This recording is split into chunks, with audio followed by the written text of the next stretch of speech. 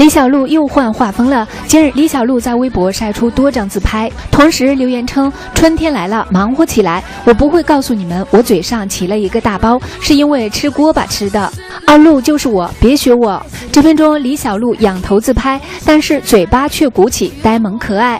她戴着黑色大方框眼镜，穿着黑色衣服，完全是一副小魔女的装扮。有网友调侃她今天的画风是 cosplay 哈利波特。对此，网友表示：“新晋网红，我只想看小甜心。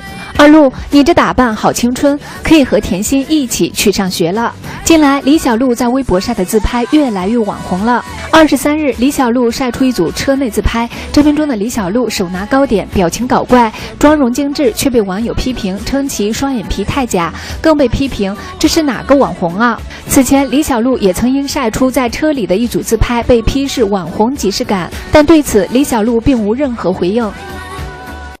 李小璐又换画风了。近日，李小璐在微博晒出多张自拍，同时留言称：“春天来了，忙活起来！我不会告诉你们，我嘴上起了一个大方框眼镜，穿着黑色衣服，完全是一副小魔女的装扮。”有网友调侃她今天的画风是 cosplay 哈利波特。对此，网友表示：“包是因为吃锅巴吃的。二路就是我，别学我。”这片中，李小璐仰头自拍，但是嘴巴却鼓起，呆萌可爱。